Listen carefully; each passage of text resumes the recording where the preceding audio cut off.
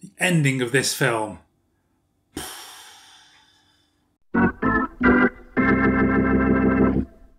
Relic was released in 2020 and it was written and directed by Natalie Erika James, yet another directorial debut review on this channel. A mother, daughter and granddaughter face increasingly spooky disturbances as the mother's mind begins to deteriorate. Welcome back to the channel, my name's Peter and this is my movie review of Relic.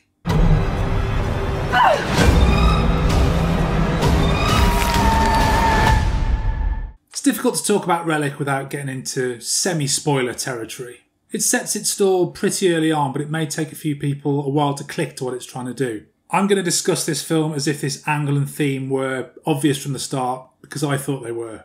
I'm not going to discuss specific plot points, but this is your semi-spoiler warning. So as I've just alluded to, Relic is not your typical modern haunted house horror movie. This is not a Conjuring or an Insidious where a family battles some supernatural beast and defeats it with a magical MacGuffin. Relic is a subtle, slow, creepy, unsettling drama which uses allegory and metaphor to represent dementia as horror. It feels like a very personal and intimate film, and I wasn't surprised to learn that it's based on the director's experience of her own grandmother succumbing to Alzheimer's. I really love how sombre Relic is. Like some of my favourite horrors of recent years, such as Hereditary or The Babadook, this film ensures that there is existing and worsening drama in this family unit.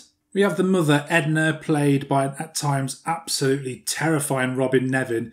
She is in the early stages of dementia at the start of the film. We know that she's been forgetting things, and her daughter, Kay, played by Emily Mortimer, is called home to check on her, only to find that she's disappeared. Kay brings along her daughter Sam, played by Bella Heathcote, and when the three generations of this family are reunited, Kay is angry with her mother, Edna is stubborn and refuses to talk, and Sam attempts to move things on with positivity, opposing Kay's approach. Drama!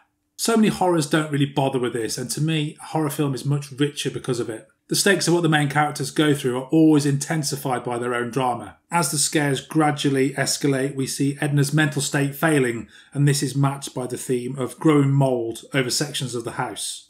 Relic tells its story through subtlety. There's barely any exposition, apart from a little bit of backstory about an older family member. And the script is a great example of how lean and sharp dialogue can move a story along. The growing foreboding dread of the situation unfolds through great camera work and cinematography, that sharp and simple dialogue, and an exceptional cast. All three of these actors do a fantastic job, especially Robin Nevin, who shows off a fantastic range from sympathetic fragility to burning, frightening intensity. And I have to give great credit to Emily Mortimer too for absolutely nailing this Australian accent. Honestly, if you didn't know she was British, you wouldn't guess otherwise. Finally, amongst all the good stuff, the ending of Relic is absolutely incredible. The whole of the last 20 minutes is really great as it kicks aside a little bit of its subtlety, ramps up the horror a little bit, but it's the last 5 minutes which will stick with me for a very long time. It's a very brave, very intimate ending, and I don't think it will click with everyone,